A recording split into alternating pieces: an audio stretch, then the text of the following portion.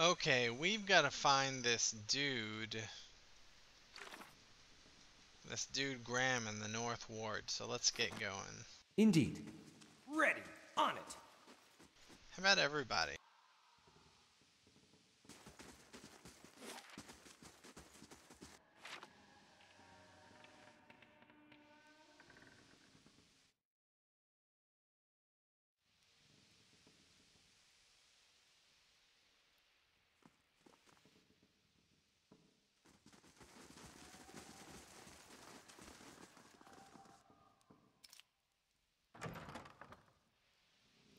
Nice and slow.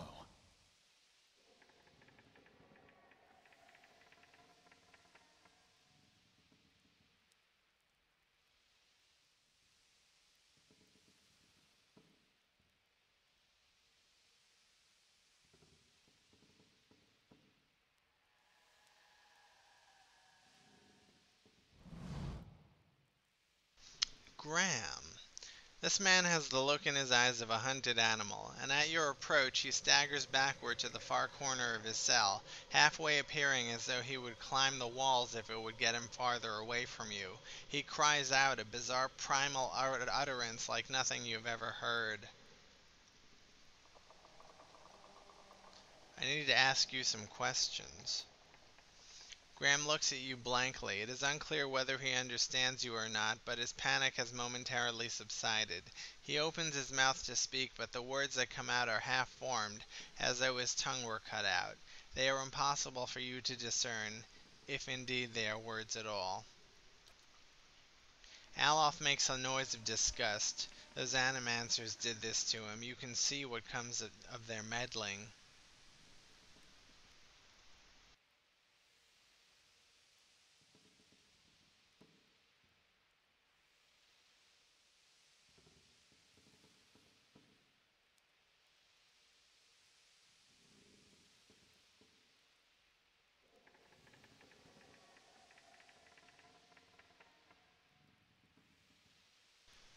Um... Azo ran experiments on you against your will, didn't he? He looks at you with uncertainty. Slowly, tentatively, he steps closer to the front of his cell, and as he does so, for the first time you can perceive his soul within your ken. It is misshapen, as though maimed by some jagged instrument, and large expanses of it have been gouged out entirely. You feel no barriers of resistance. If you wanted to, you could look further into Graham's soul. Peer into Graham's soul. You project You project out toward the main soul in front of you, merging with it, its confusion and fear becoming yours as it whisks you into its depths. You're in your cell, a key turns, the door creaks open on neglected hinges. Thoughts come to you in waves, incomplete, broken, fearful. Standing at the door is a rotund, balding man. Azo! His upper teeth and pointy nose remind you of a rat. He beckons, apologetic. You don't want to go, anything else. In your mind is a single word, and the word is no, but it dissolves before it reaches your lips. You press against the back wall, cornered. You cry out. In darkness, you fight against unseen restraints. You cannot move your arms or legs.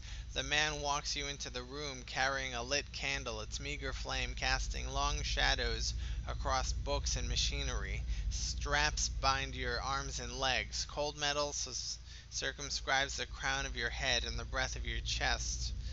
Is he having electroconvulsive therapy? The man is sorry. He is in need of raw materials. They dismantled his work and he needs another source.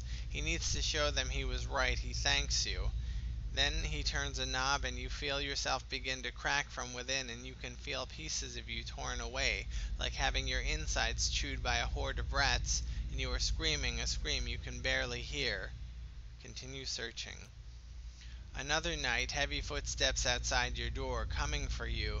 You look through a slit in your door, the flesh giant, the artificial being, just outside, but facing left, facing the end of the hall, the boy there. The boy looks with interest at the giant, then collapses to the floor like a shed snakeskin. The giant convulses for a moment, then rights itself, turns away, and leaves. Huh?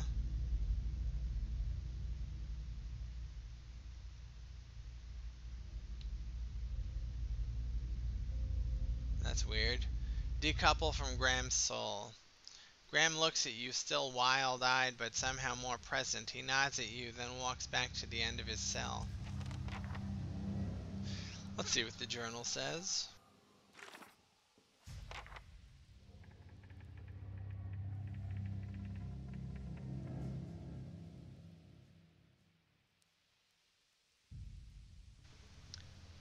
Okay, we spoke to Graham.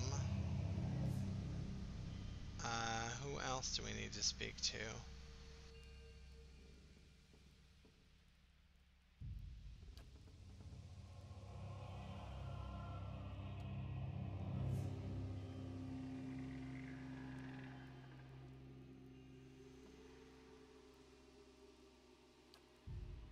We didn't find out if Ozzo's working for the Golden Key, though.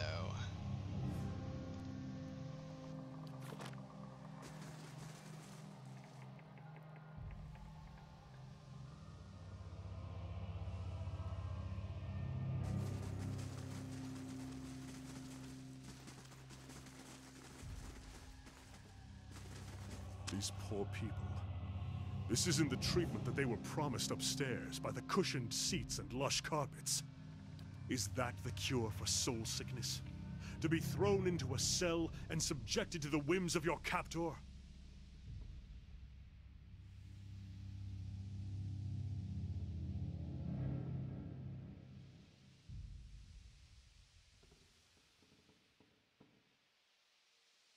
I doubt the wealthier citizens have the same experience. I'm sure they have their share of family members they'd rather forget. But if all treated were like this, the sanitarium would never survive. What did these patients do to warrant such conditions?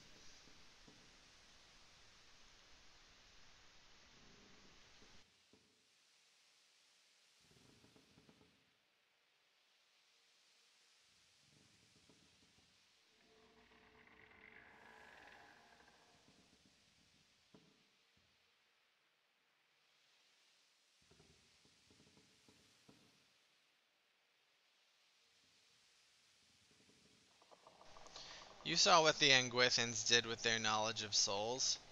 Why should these Animancers be any different? You're right. If they knew what this road led to, Kana shudders. Let's be on our way. This place gnaws at the soul. I'll stay out of sight. A willowy adolescent boy stands in the center of his cell, gawkish and stoop-shouldered. He stares straight ahead. The occasional blink is only movement, and it is unclear whether he registers your presence at all behind his glassy doll-like eyes. In this state, the barrier between your soul and his are thin and porous, easily bypassed if you should reach. You close your eyes and edge forward toward the boy's soul, and as you near, a sudden malaise comes over you. You are cold and warm all at once, sweating and shivering and straining for breath as you did on the caravan journey. The soul you approach is the wrong one, a parasitic plant that strangles its host. It is predatory and pitiless, and you have crossed paths with it before. Too late does it occur to you to retract, and already you feel yourself plunging into some interminable abyss of thought and memory.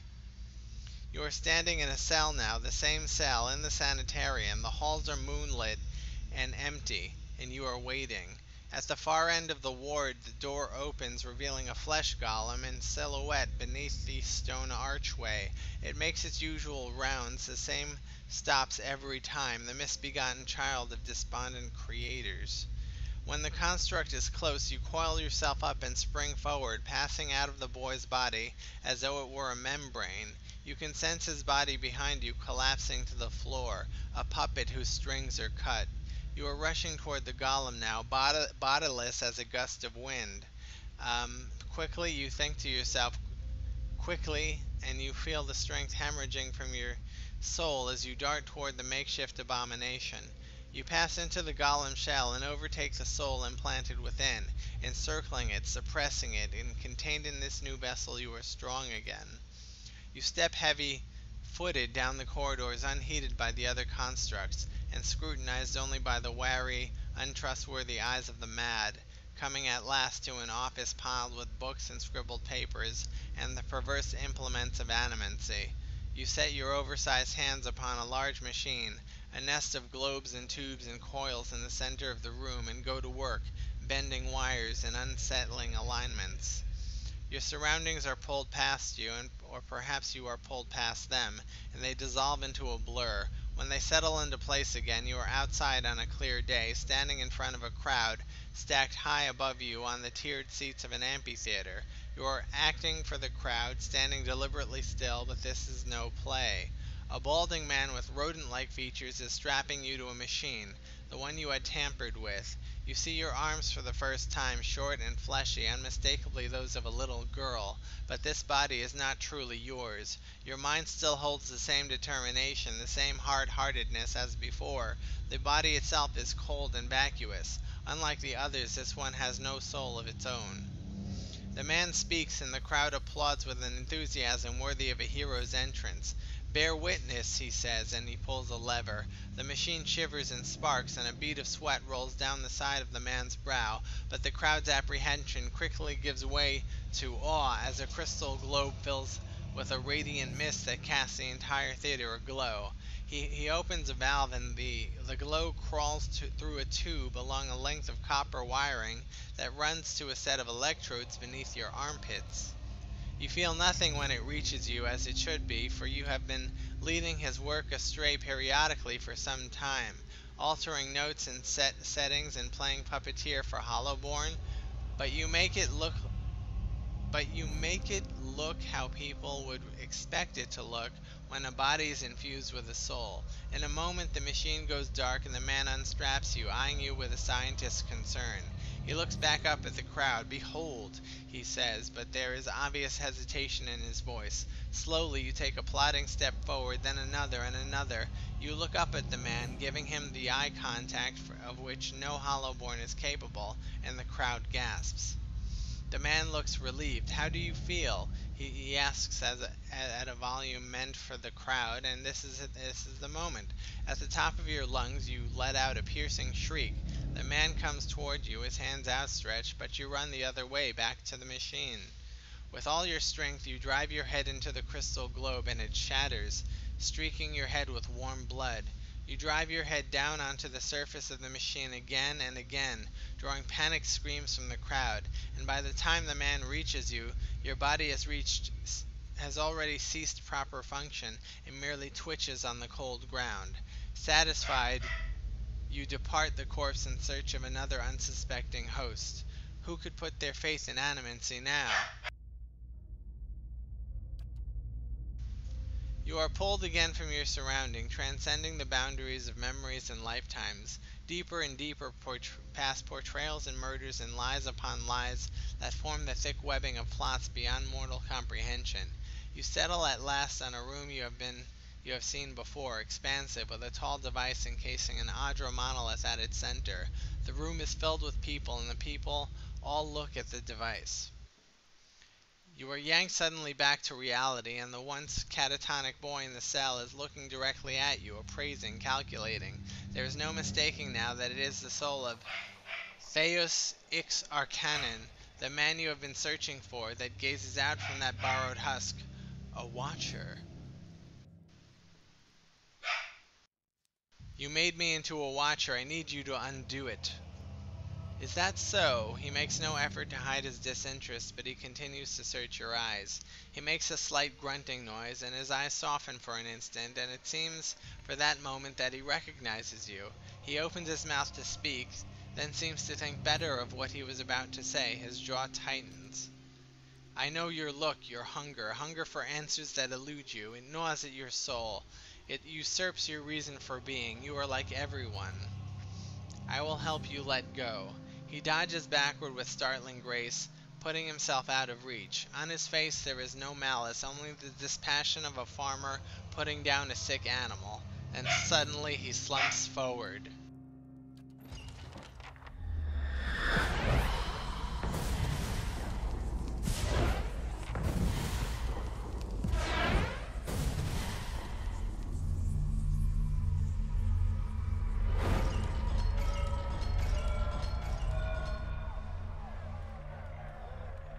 Wilde Vedan Ansawu.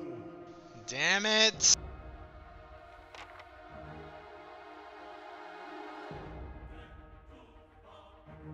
Hey.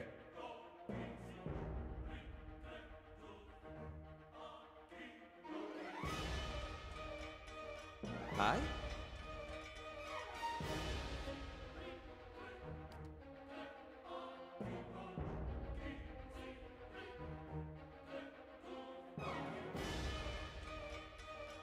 What?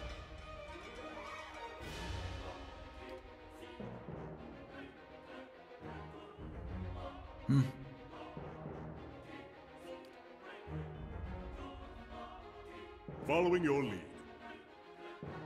Ready.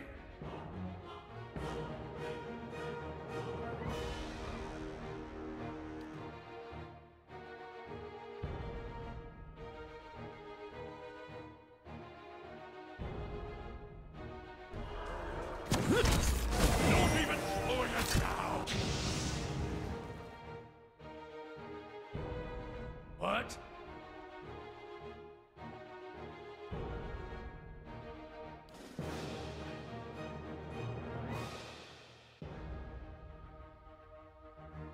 On your word.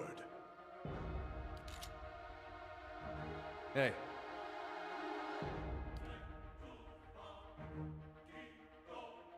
Need something?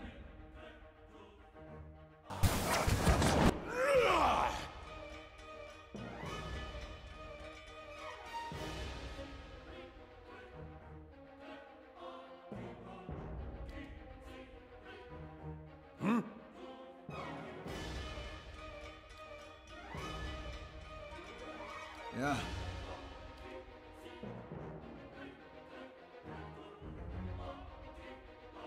Huh?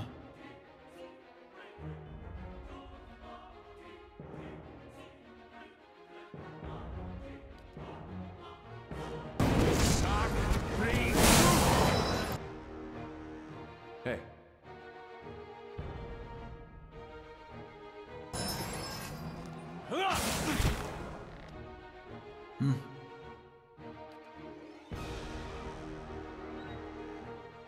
Hey.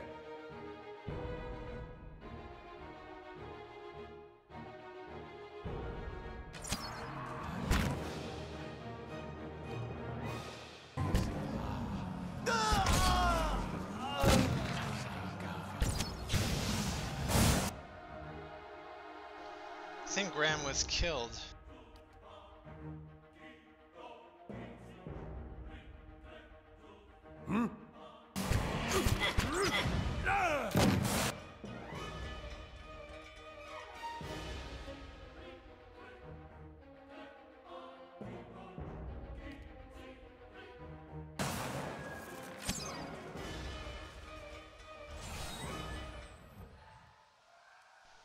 That was easier than expected, but a shame that Graham had to get killed.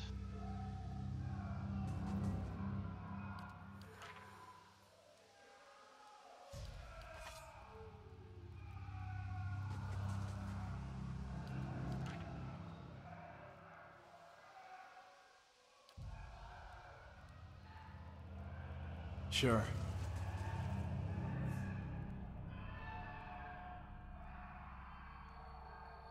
Savin.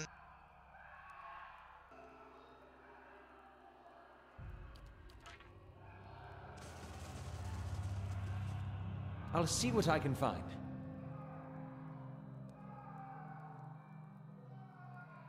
See what the journal says.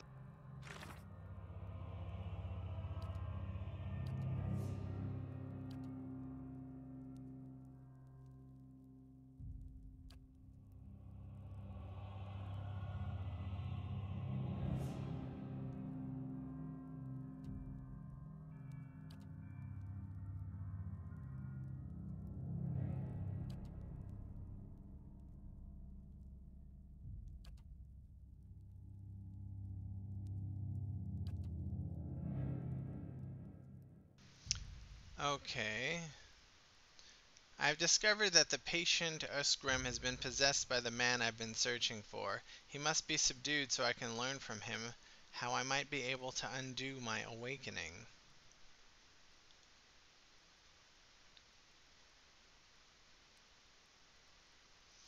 The Leaden Key Acolyte showed me a vision of an agent in a place of Okay, I uncovered a Leaden Key operative in the sanitarium. He has the ability to possess those with weak souls, and was using one of the patients to influence Cadman Azo's animancy research. So let's go talk to Cadman Azo.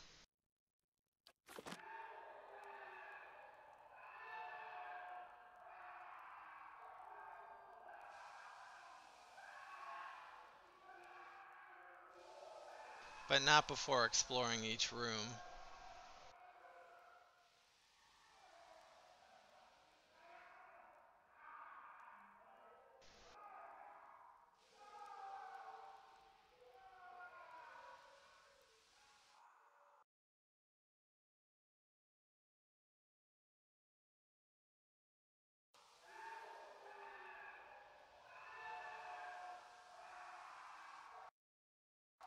Werde Veda Ansaru.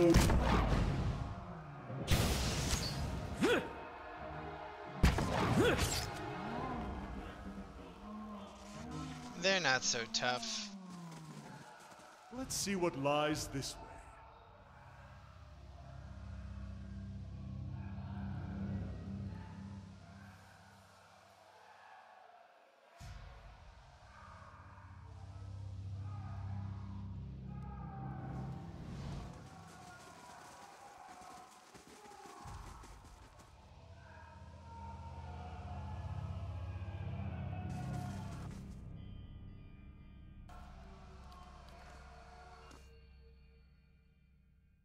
Werde Veda Ansaru.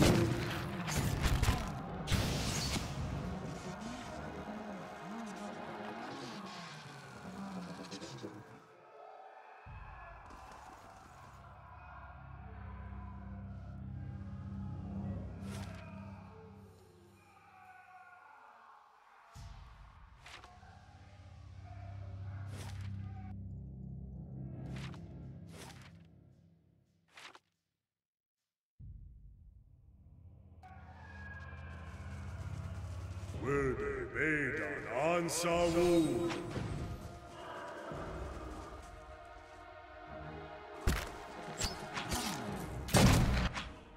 Aye?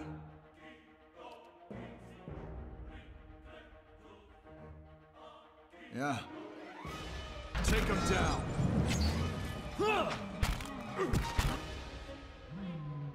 Yeah.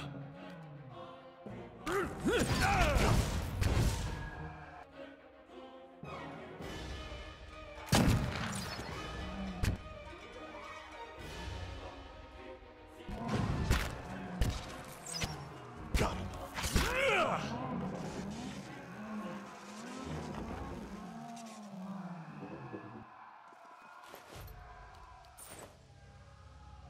Of course.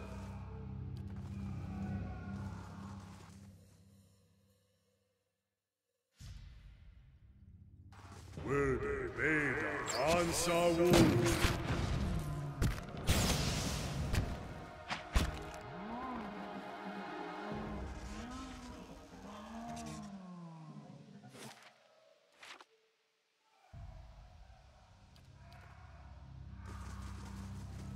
Let's see what lies this way.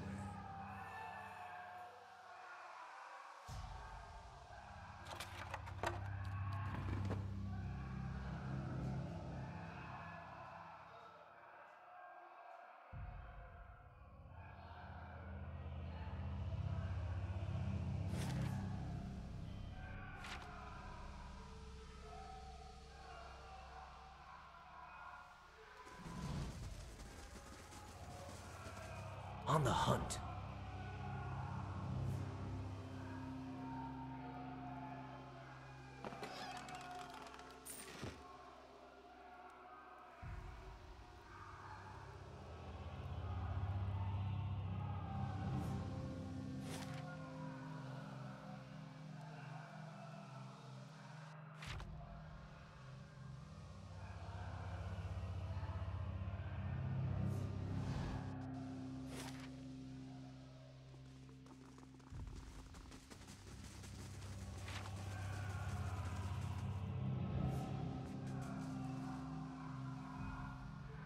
What have you done? You've been experimenting on patients against their wills, mangling their souls. I have witnessed it with my own eyes. Azo's face drains of what little color it had. How could you possibly? Look, it had to be done. Ethelmoer and the others, they took everything from me. Everything, everything when I was this close. I had to know where I failed and why. Imagine the value if I had succeeded. I had something that could make all those hollow infants into something like a real person. And with a few more patrons and a few years' research, who knows? No one has come that close with the legacy. It's why I have to continue. Why I have to risk everything here working in secret. It's why you have to lie to Ethelmoer for me. Tell him you've cleared me of all suspicion.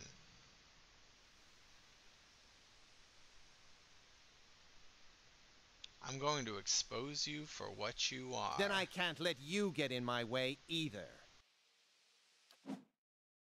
Oh no, what are you gonna do?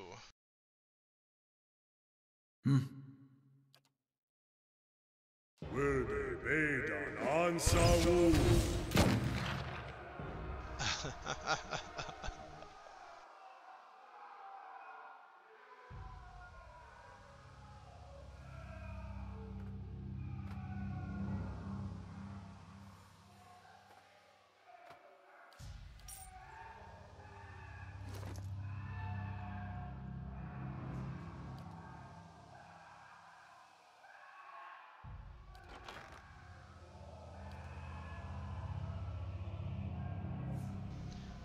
Subject is male, approximately early 30s, powers of speech absent, presumably as a result of the overfragmentation of his soul. As such, he is the ideal subject for present research. Because he's totally helpless. However, experimentation has caused severe pain and induced panic, and I have yet to enlist the aid of the guards in transporting him for more recent procedures. Azo's research journal. I'm close to a breakthrough. I have found an ample source of essence now, and the vessels have responded positively to infusion with the proxy. Human trials are the next logical course.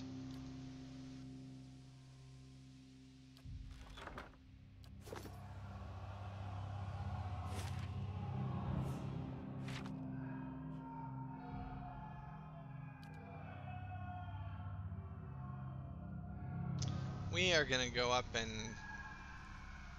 divulge to Ethelmoer what we discovered. But I'm going to save first. Okay, Head Warden Ethelmoer. What the blazes happened down there? You were given permission to ask questions. I had things under control until I killed the Leaden Key spy, at which point he possessed a flesh construct. That's not what happened. It's complicated. A patient of yours, Osgrim, was working for the Leaden Key, only without knowing it. You finish your explanation. Ethelmoer breaks his silence. I have read accounts of people in history